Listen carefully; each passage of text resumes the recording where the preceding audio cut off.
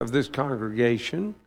You may not be a leader in the sense that you've been selected for a position in management or whatever. Some of you have, some haven't. But you're a leader. People are following you. People are watching you.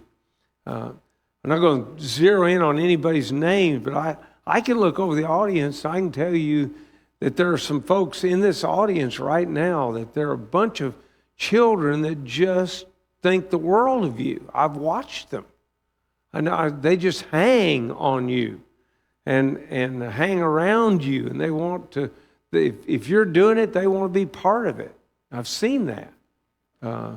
If you're a mama or a daddy, then you're a leader. You're influencing people in one way or another. If you're an aunt or an uncle, you're probably a leader. More than likely. Grandma and grandpa, you're a leader.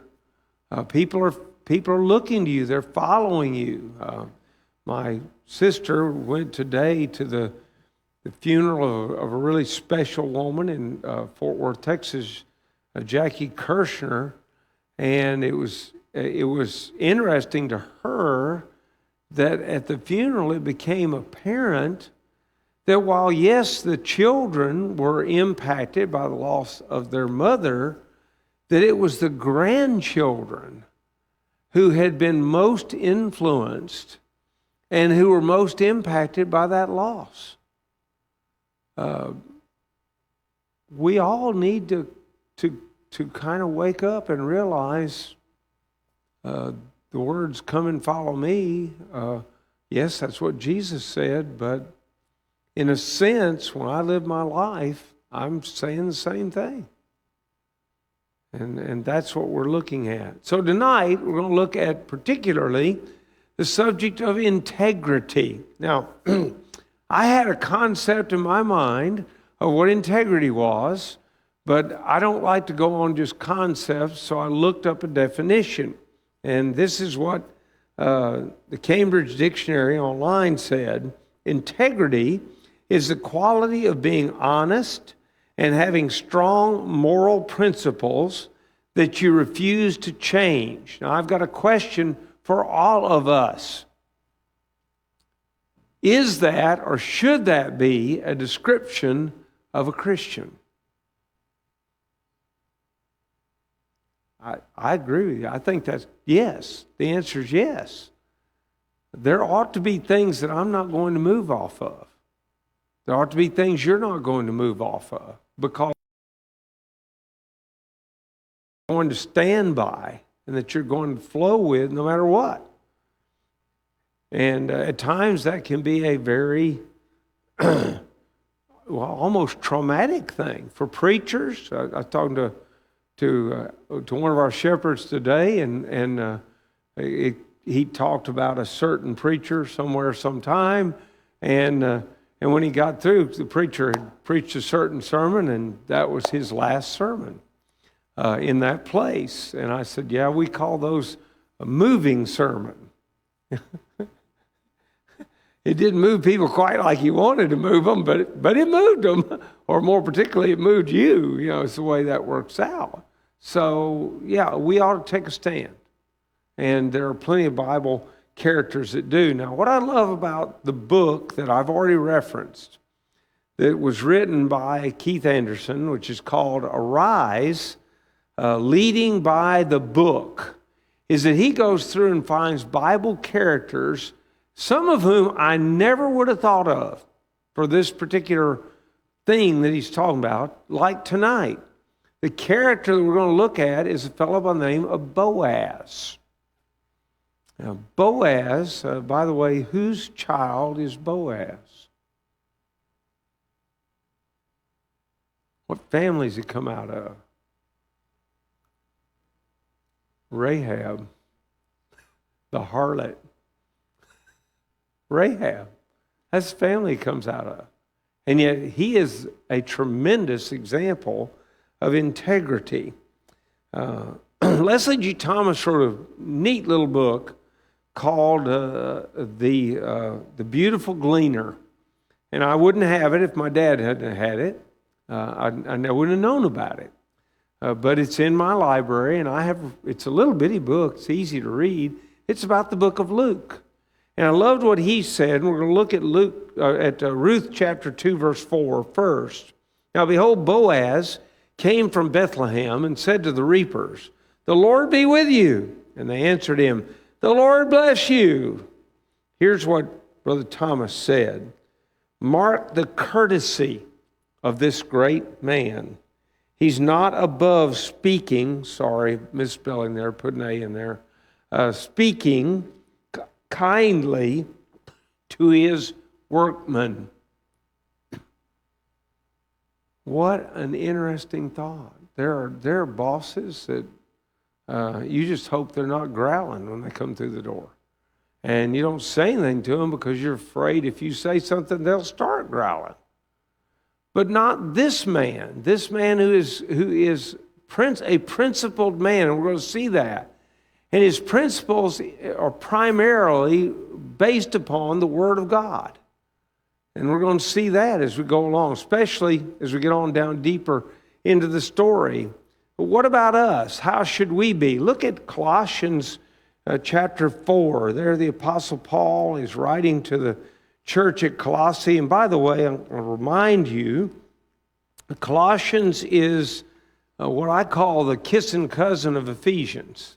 Those two books have many, many similarities to them. They cover much the same material, different words and put slightly differently, but the main themes are the same. The principles are the same. Listen to this, Colossians 4:1. Masters, give your bondservants what is just and fair, knowing that you also have a master in heaven. Now, there's nobody in this audience tonight who is a master in the sense that he's talking about. But do you have people under you at work? Are you we probably use the word boss. Are you a boss of anybody? Is anybody under you? If you are, then you're kind of in the role of a master. There's a similarity there between those two. And what is he saying them do? Do what's right. Why? Because you got a master too. Who's the master? That's Jesus. Now we all have that master. Or we all us that are Christians do, and everybody should have. Colossians 3, just a few verses back. Pick up at verse 22 now. And I didn't want to start with this because this is about the slaves, and yet this is probably more nearly the role most of us occupy. In a sense, it's obey in all things your masters according to the flesh, not with eye service as men pleasers, but in sincerity of heart, fearing God. And whatever you do, do it heartily as to the Lord and not to men, knowing that from the Lord you'll receive the reward of the inheritance, for you serve the Lord Christ. One of the things that I have tried to underscore in my preaching career is I do not work for the elders where I am. I work for the Lord. Now, do the elders have authority? Absolutely. And do I know that? Absolutely. But ultimately, I work for the Lord. And I pray that God gives them wisdom, that they will be the kind of shepherds that God wants them to be. And for that reason, when they say, let's do so-and-so, I'm going to go down that road unless I can prove it's biblically wrong. And in that case, I'm going to pick up the phone, make a phone call. And I'm going to say, wait a minute, what are we doing here? How did we get this? Why is this biblical? Is there possibly a problem we need to consider? I'm going to do that. But other than that, I'm doing whatever they say. You know, people talk about, well, you know, I don't know about the time we meet. Well, you know, personally, I like 6:30. I'm going to be honest with you. If they'd move Sunday morning to 9 o'clock, I'd be happier. I'm being honest. But they say 9:30. Okay, fine. I'm good with that. By the way, I'm not campaigning for 9. Don't run Jeff over there and say, don't move it tonight. I'm not campaigning about it. The point is, the time we meet doesn't matter to me. If they say we're going to meet at a certain time, I'm going to do my best to be there. I don't care. What's going on? I'm going to try to be there. Next Tuesday night. We've done this, we have done this long before I came here, actually. We've been doing it for a long time. But we'll meet next Tuesday night so that moms and even dads that are going to be cooking for maybe a big family gathering on Thursday, that Wednesday they won't have to stop in the middle and come to the building and then go back home. They can come here Tuesday night. I'll be here, Lord willing. Going to have to do a little bit of running down the road to do that, but I plan to be here. I plan to be present. Why? That's when the elders sat. That's the time they sat. We have a Women of the Word and Standing in the Gap. It's on Monday nights, on the second and fourth Monday nights. To the best of my ability, I'm here. When we meet, I'm here. I'm not the teacher every time. In fact, usually in a whole 13-week period, I only teach once. I don't care. I'm going to be here. Why? Because the shepherds think it's good for my soul. Okay, so as a slave, and I'm a little bit, let's be careful about that, but as a slave of Christ, that's what I'm going to do. That's the way it is. That's integrity. That's real integrity. All right. Boaz demonstrated integrity toward those in need. Look at Ruth chapter 2. And in Ruth chapter 2, we're going to pick up at verse 5. You may remember the story. Chapter 1 is mostly about how Ruth ends up in Israel. But as we pick up at verse 5, we find, Then Boaz said to the servant who was in charge of the reapers, Whose young woman is this? Well, he's talking about Ruth. She's in the field. She's gleaning. And by the way, in Israel, that is not only legal, it is part of the law that they're allowed to do that. Did you know that when a fellow that was harvesting in a Jewish field, if he dropped a bundle of wheat, he had to leave it on the ground? And the gleaner could come along. These are the poor people, or it might be a stranger passing through.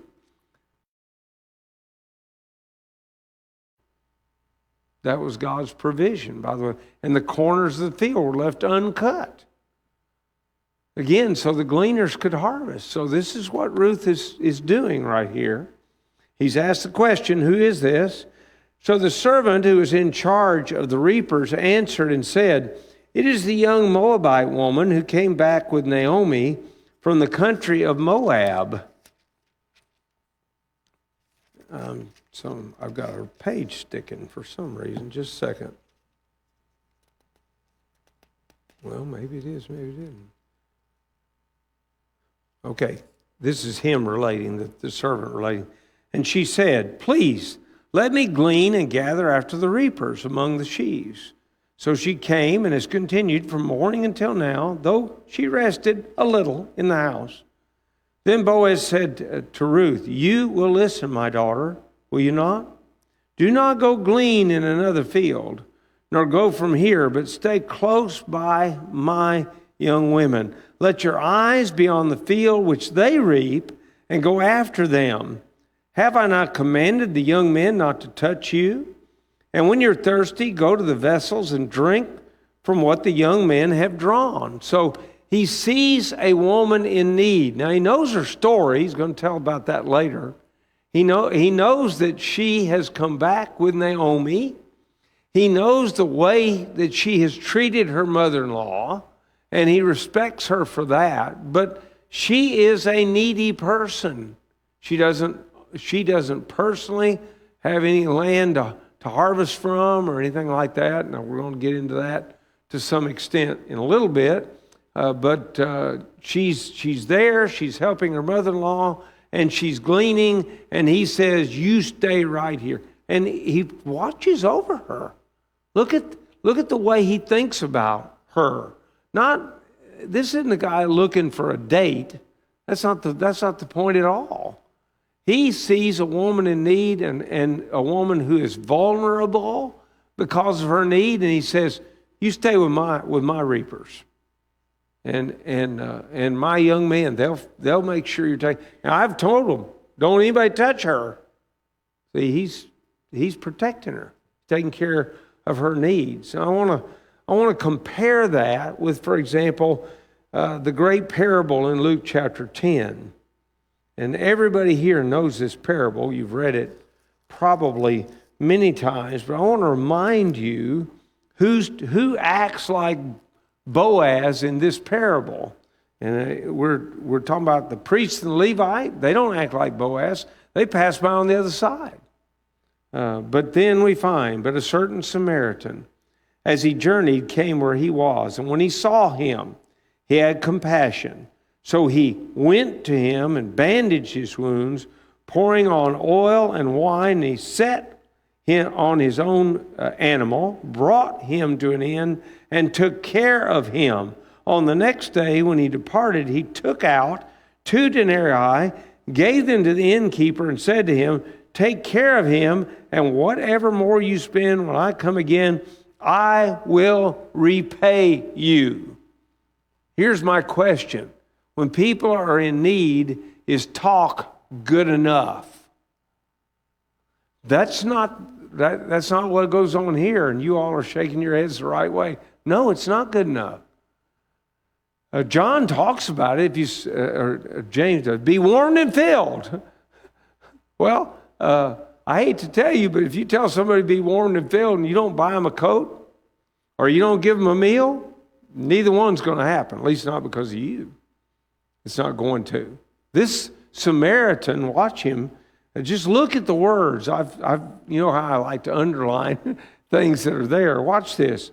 Went, bandaged, pouring, set, brought, took care, took out, repay. They're all action verbs, every one of them. There's no theory with this guy. It's not a theory that he has in life and that he's philosophizing about. No, he acts. He acts upon the need that he sees. What about Boaz further? Pick up verse 10 of Ruth 2. And here we find, so she fell on her face, bowed down to the ground, and said to him, why have I found favor in your eyes that you should take notice of me, since I am a foreigner? Okay, she's a Moabite. Do you know anything about the Moabites under the law of Moses? They cannot go into the temple or the tabernacle area until the 10th generation. She's first generation. Okay, so let's watch. Let's watch what happens here, because it's really very interesting. And Boaz answered and said to her, it has been fully reported to me all that you have done for your mother-in-law since the death of your husband, and how you've left your father and your mother and the land of your birth, and have come to a people whom you did not know before. The Lord repay your work, and a full reward be given you by the Lord God of Israel. Watch this. Under whose wings you've come for refuge. She has put herself under the wings of God. She is a proselyte. And he said, why does it matter? I'm going to tell you why it matters. Because David is in her lineage. And he's not 10 generations removed. You got to solve, how is it that David can go into the presence of the Lord and yet he's of a Moabite? How's that possible? Well, the answer is she made herself not a Moabite. And she was born a Moabite, I'm not arguing with that. But she put herself under God's wings. And watch, that same expression is going to be used in a different way later on as we go through this book. But here is a woman who's placed herself under the care of God. And having done so, please notice how God cares for her. Not miraculously. He cares for her through one of his servants. Why does that matter? Who are we? Are we servants of God? If we see somebody in need and we act, aren't we basically acting in the name of God? Or, isn't God acting through us? That's the point I'm trying to make. I think it is. I think that's what goes on. Integrity, beautiful. Galatians chapter 6, verse 10 is, of course, for us in New Testament times, but it really just follows this same line. As we have therefore opportunity, let's do good unto, watch this, all men. And then he goes a step further, especially them who are the household of faith. Twice a year, if I remember right, Shonda can correct me if I'm wrong, but twice a year we have a clothing giveaway. Is it only once? Well, it feels like twice. I'm sorry. Sorry, but okay, we have a clothing giveaway. It's before school starts. I knew we did that one for sure. Okay.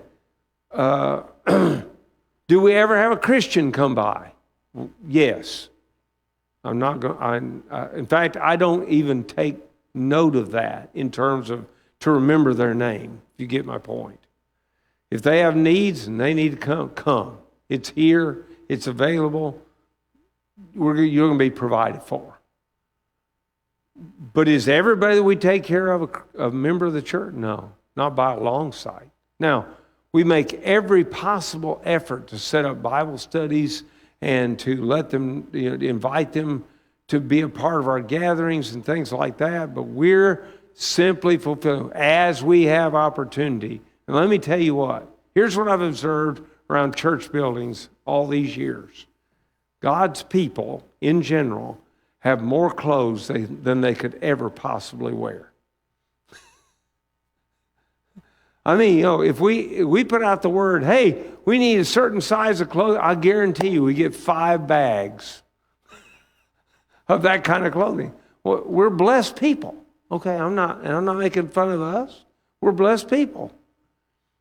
Do we have opportunity to take what we've got and share it with somebody? Yeah, we do. Sure. We've got that. Let's realize it. So, integrity toward those in need. What about this? Integrity in the use of authority and influence. We all, heard the Me Too arguments that were all over the news, not that long ago. So I want us to look at chapter 3. Then Naomi, her mother-in-law, said to her, "My daughter, shall I not seek security for you, that it may be well with you? Now Boaz, whose young women you were with, is he not our relative? In fact, he is winnowing barley tonight at the threshing floor. Therefore, wash yourself and anoint yourself, put on your best garment and go down to the threshing floor. But do not make yourself known to the man until he's finished eating and drinking. Then it shall be, when he lies down, that you shall notice the place where he lies, and you shall go in and uncover his feet and lie down, and he will tell you what you should do." By the way, there's nothing untoward in anything that's going on here. Nothing that's wrong, let's put it that way. So she went down to the threshing floor and did according to all that her mother-in-law instructed her. And after Boaz had eaten and drunk, and his heart was cheerful, he went to lie down at the end of the heap of grain. And she came softly, uncovered his feet, and lay down. Now it happened at midnight that the man was startled, and he turned himself, and there was a woman. There a woman was lying at his feet. You talk about a stunned fella. I didn't go to bed with any women at my feet, but there's one down there right now. Okay, so what happens? And he said, "Who are you?" So she answered, "I am Ruth, your maidservant.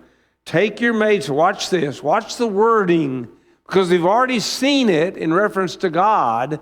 Watch it now with this man.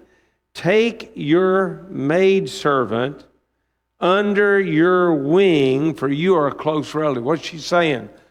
Marry me. By the way, there's biblical authority for a woman to ask a man to marry her. Just throwing that out. I'm married, ladies. Don't look at me. I'm not trying to find you, but you get the point. It's wide open to do that. And if you find a good man, it might not be a bad idea. Some of these guys are too shy to act. I've dealt with a few of those fellas. Then he said, "Blessed are you of the Lord, my daughter, for you've shown more kindness at the end than at the beginning, in that you did not go after young men, whether poor or rich. And now, my daughter, do not fear. I will do for you all that you request, for all the people of my town know that you are a virtuous woman." All right, now, does he have a potential? Doesn't he have a potential position of authority over her?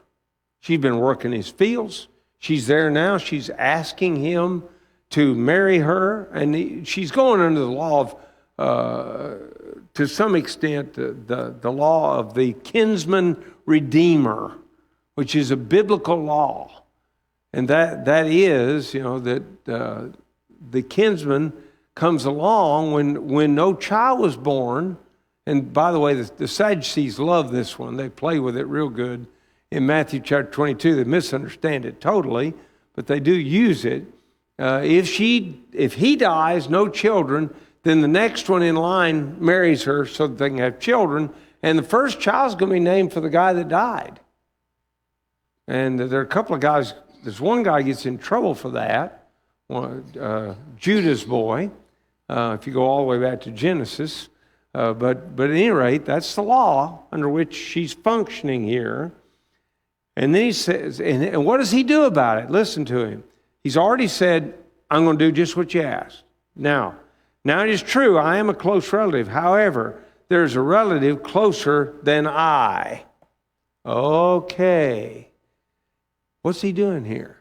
Isn't he yielding to the authority of God's word?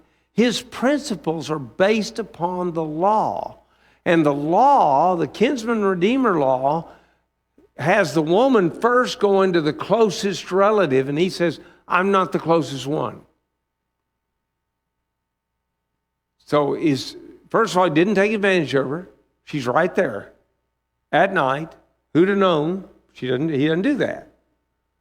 Secondly, he honors the law of God. He's got integrity in reference to that because there's somebody that's closer, than me. Now, watch. We'll just go ahead and read these verses, some of which I didn't put in here. "Stay this night, and in the morning it shall be that if he will perform the duty of a close relative for you, good.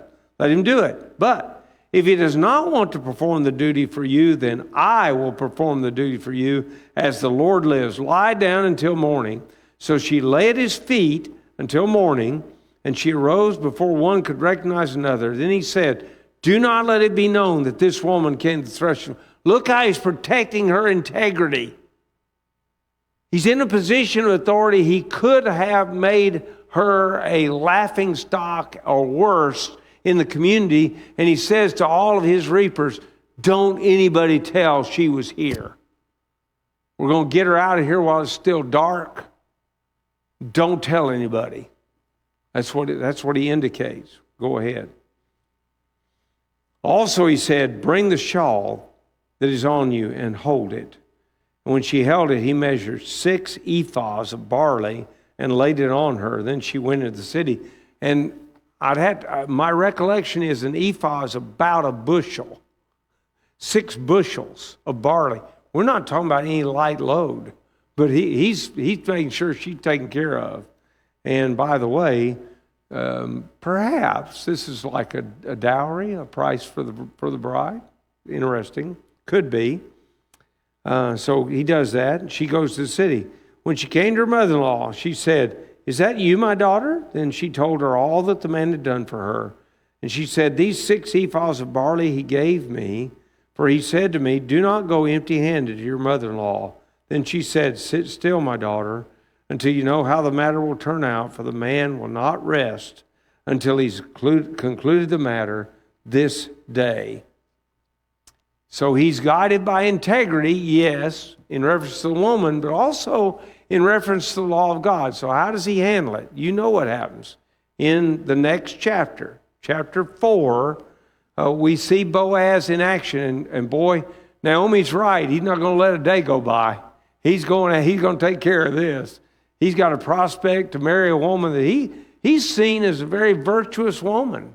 Hardworking, caring for her mother-in-law. He's seen all that. So watch. Now Boaz went up to the gate and sat down there, and behold, the close relative of whom Boaz had spoken came by. So Boaz said, "Come aside, friend, sit down here." So he came aside and sat down. All right, now, the gates of the city is where legal business was conducted in those days. It's like the courthouse.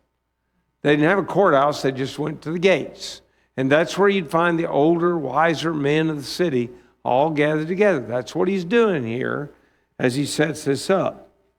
And he took 10 men of the elders of the city and said, "Sit down here." So they sat down. Then he said to the close relative, "Naomi, who's come back from the country of Moab, sold the piece of land which belonged to our brother Elimelech. And I thought to inform you, saying, buy it back in the presence of all the inhabitants and the elders of my people. If you will redeem it, redeem it. But if you will not redeem it, then tell me that I may know, for there's no one but you to redeem it. And I'm next after you." And he said, "I will redeem it." Okay, now, Naomi's property was sold when she went to Moab.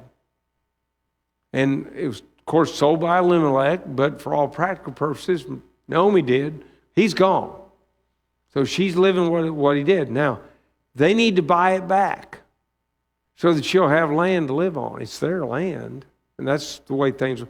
You know, in Israel, the one thing that you want to watch in the Old Testament, did you know it was not permissible to ever put the words forever on a deed? Because the property belonged to God. The people who lived on it were just, could I say sharecroppers? In a sense of the word. They were God's sharecroppers, in a sense of the word. So they're going to buy this back. So he says, I will redeem it. Now watch Boaz. This guy would make a tremendous debater. He works this thing like a charm. Watch him.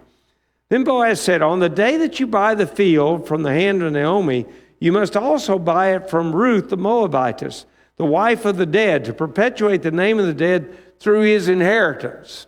Well, see, there's a second part of that law. It's not just the land that matters. It is that a child should be raised up that would bear the name of the now deceased husband. That's the law. And Boaz says, good. You're going to buy the land. You're buying a woman too, effectively, or you're at least buying the responsibility to this woman. So then, the close relative said, I cannot redeem it for myself, lest I ruin my own inheritance. You redeem my right of redemption for yourself, for I cannot redeem it. I don't know what's going on here. No explanation in Scripture. I know that this fellow says he's going to jeopardize his own inheritance. That's all I know. How? I don't know. Now, this was the custom in former times in Israel concerning redeeming and exchanging. To confirm anything, one man took off his sandal and gave it to the other, and this was a confirmation in Israel. Therefore, the close relative said to Boaz, buy it for yourself. So he took off his sandal. And Boaz said to the elders and all the people, you're witnesses this day that I bought all that was Elimelech's and all that was Chilion's and Mahlon's from the hand of Naomi. Moreover, Ruth, the Moabitess, the widow of Mahlon, I have acquired as my wife to perpetuate the name of the dead through his inheritance, that the name of the dead may not be cut off from among his brethren and from his position at the gate. You are witnesses this day. He's following the law to a T, not missing one thing. Here's a man of integrity. If the law says do it this way I'm going to do it. Okay, so go ahead. And all the people were at the gate, and the elders said, we are witnesses. The Lord make the woman who's coming to your house like Rachel and Leah, the two who built the house of Israel. And may you prosper in Ephrathah and be famous in Bethlehem. May your house be like the house of Perez, whom Tamar bore to Judah. because of the offspring which the Lord will give you from this young woman. Did he follow the law? Yes. He had integrity in reference to law. This is a man of integrity, period. That's it. If a policeman pulled him over and said, "Did you know you were speeding?" and he was, he would have said, "Yes, I was speeding." That's integrity. That's the idea here. Now, I do want us to notice for the last part of this lesson some things for ourselves, and that is Christ denounced hypocrisy. Look at Matthew 6. It loads it up there, the Lord does. Sermon on the Mount. And in this Sermon on the Mount, more than once, he talks about hypocrisy. So let's start at verse 1. Listen to him. "Take heed that you do not do your charitable deeds before men to be seen by them. Otherwise, you have no reward from your Father in heaven." It's interesting. The word translated "seen" there is the word out of which we get our word theater. And when you think about theater, you think about, I don't know if any of you have ever done any acting and been trained by somebody, but I've heard them do this. They will tell you, now look, on stage, you got to be really dramatic because you're acting for the whole crowd. So here's the Lord, and he's talking about this fella that's doing his good deeds, and what's he doing? He's being over dramatic as he does it. You can almost see him pulling out his wallet and opening it up and saying, "Let me see how I can help you." That kind of a thing is what's going on. What does the Lord say? When men see you, you've got your reward. You can care whether God knew or not. What you were trying to do is please men. And the Lord does not approve of that, by the way. So go ahead. "Therefore, when you do a charitable deed, do not sound a trumpet before you, as the hypocrites do in the synagogue and in the streets, that they may have glory from men. Assuredly, I say to you, they have their reward. But when you do a charitable deed, do not let your left hand know what your right hand is doing, that your charitable deed may be in secret, and your Father who sees in secret will himself reward you openly." That's one. Turn on down a little bit further. Pick up at verse 16, same chapter. "Moreover, when you fast, do not be like the hypocrites with a sad countenance, for they disfigure their faces that they may appear to men to be fasting. Assuredly, I say to you, they have their reward." What are they doing? Again, same thing, putting on a show. How do you put on a show? Well, don't ever wash your face. Try to look as haggard as you can. You want everybody to know, "Oh, what's going on?" "Oh, I'm fasting. I'm fasting." See, that's the way they do it. The Lord says, when men pay attention to you, you got what you asked for. You're not going to get anything good from God. Watch him as he goes on. "But you, when you fast, anoint your face, your head, wash your face, so that you do not appear to men be fasting, but to your Father who is in the secret place, and your Father who sees in secret will reward you openly." Jesus does not like hypocrisy. Look at Luke 13. Probably won't have time. Matthew 23 is loaded with "Woe unto you, scribes, Pharisees, hypocrites." It's over and over and over again. So we want to look at Luke chapter 13, pick up at verse 10. We'll see one more example there. "Now he was teaching in one of the synagogues on the Sabbath. And behold, there was a woman who had a spirit of infirmity 18 years and was bent over and could in no way raise herself up. But when Jesus saw her, he called her to him and said to her, 'Woman, you're loosed from your infirmity.' And he laid his hands on her, and immediately she was made straight and glorified God. But the ruler of the synagogue answered with indignation because Jesus had healed on the Sabbath. And he said to the crowd, 'There are 6 days on which men ought to work. Therefore come and be healed on them, and not on the Sabbath day.' Now watch Jesus answer. 'Hypocrite, does not each one of you on the Sabbath loose his donkey or ox from the stall and lead them away to water it?